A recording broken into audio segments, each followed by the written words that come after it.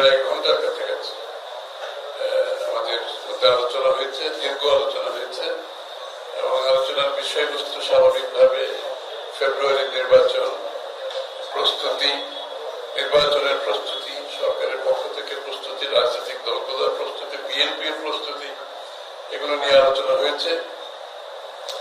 আলোচনা হয়েছে বাংলাদেশ কানাডার সাথে সম্পর্কিত যে বিষয়গুলো আছে, আগামী দিনের বাংলাদেশ কানাডার সম্পর্ক কি হবে, কোথায় কোথায় আমরা কাজ করার সুযোগ থাকবে যদি জনগণ বিএনপিকে নির্বাচিত করে থাকে, তাহলে কোথায় কোথায় কাজ করার সুযোগগুলো আছে, এগুলো আলোচনা হয়েছে। 1 নাম্বার হচ্ছে এগ্রিকালচার। আপনারা জানেন কানাডা তো এগ্রিকালচারে খুবই ভালো, কোথায় আমরা কোঅপারেশন করতে পারি। আমাদের দেশে যে এগ্রিকালচার আমরা মোটামুটি ভালো করছি, কিন্তু এটাকে আরো সামনের দিকে এগিয়ে নিয়ে যে সুযোগগুলো আছে, সম্ভাবনা আছে, ওখানে কানাডা কিভাবে সহযোগিতা করতে পারে টেকনোলজিক্যালি এবং এআই, আর্টিফিশিয়াল ইন্টেলিজেন্স এবং এক্সটেনশন, এগ্রিকালচারাল প্রোগ্রামগুলোকে এক্সটেনশন কিভাবে করা যায়।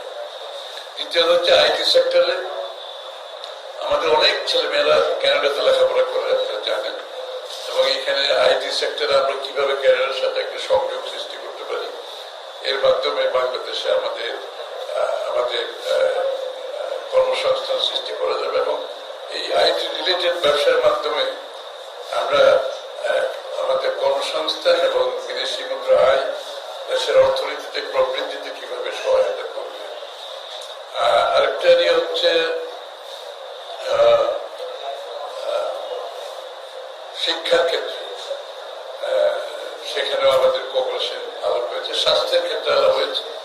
আপনারা জানেন বিএনপি একটি ইউনিভার্সাল হেলথ কেয়ার, সার্বজনীন একটা হেলথ কেয়ার সিস্টেমের আমরা আমাদের ম্যানিফেস্টোতে থাকবে এবং আমাদের কর্মসূচিতে আছে, অর্থাৎ প্রত্যেকটি নাগরিকের জন্য প্রাইমারি হেলথ কেয়ার, এবং যেখানে হত দরিদ্র তাদের জন্য আরো একটু উপরের দিকে অন্য হেলথ কেয়ার ব্যবস্থা, যেটা আমাদের স্বাস্থ্য ব্যবস্থায় থাকবে, যেটা আমরা আমাদের পরিকল্পনার মধ্যে আছে।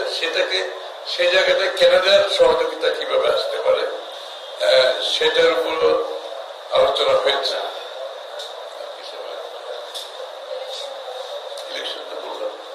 এবং ইলেকশনে তাদের সহযোগিতাও থাকবে, এটার মধ্যে তারা কিভাবে সহযোগিতা করতে পারবে নির্বাচনে ভূমিকা, ইলেকশন কমিশনের সাথেও তারা কাজ প্রস্তুত আছে, বোধহয় আলোচনাও চলছে।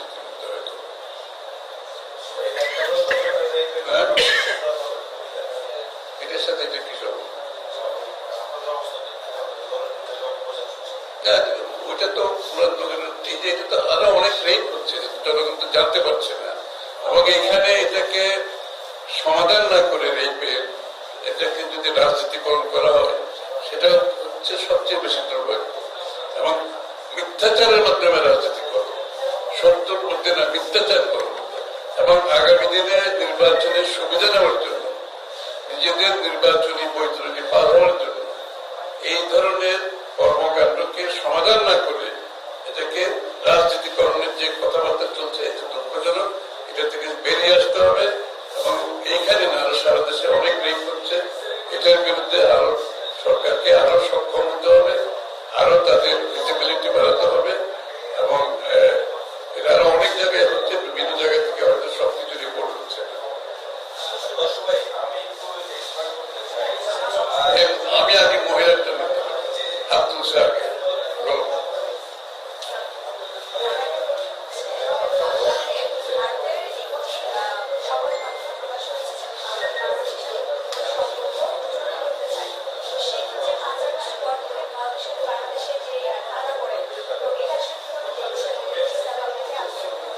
না, এটা তো শুনেন, সেটা তো দুটি রাষ্ট্রের মধ্যে সম্পর্ক, আমাদের প্রশ্নপতিদের সম্পর্ক থাকতে হবে।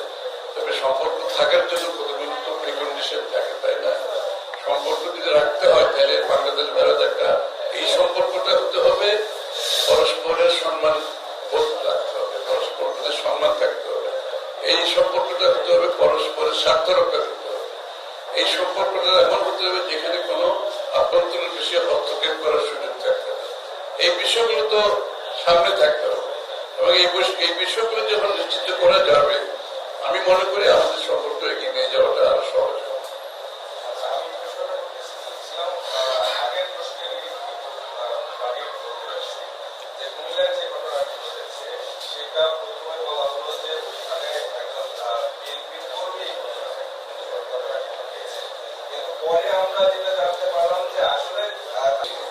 সমস্যা হচ্ছে সমস্যার সমাধান না করে রাজনীতিকরণ, তাহলে এই সমস্যা কিন্তু বাড়তে থাকবে। সমস্যার সমাধান না গিয়ে রাজনীতিকরণের পথটা বেছে নিলে এটা বাড়তে থাকবে এবং সারা দেশে অনেকগুলো ইনসিডেন্ট ঘটছে। সুতরাং একটা জিনিস পরিষ্কার হতে হবে, যারা যারা এই বিষয়গুলোকে নিয়ে রাজনীতিকরণের মাধ্যমে আগামী দিনে তাদের নির্বাচনী বৈতরণী পার হওয়ার সুযোগ খুঁজতেছে, দুর্ভাগ্যবশত তাদের সেটা সফল হওয়ার কোন সুযোগ নেই। কারণ এসবের মাধ্যমে, এই ধরনের মিথ্যাচারের মাধ্যমে, এটাকে রাজনীতিকরণের মাধ্যমে মানুষের চোখ অন্যদিকে নিয়ে যাওয়ার কোন সুযোগ নেই। এবং কারা করেছে এটা সবাই জানে। আমি তো যতটুকু দেখেছি আওয়ামী লীগের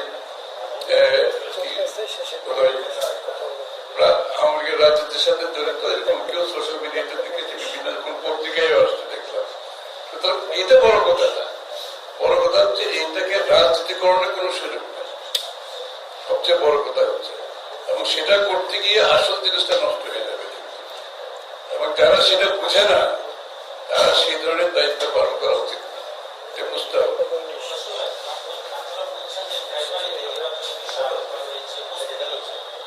সরকারের পক্ষ থেকে এখনো ফেব্রুয়ারিতে নির্বাচনের বিষয়ে স্পষ্ট কোনো ধারণা দেওয়া হয়নি।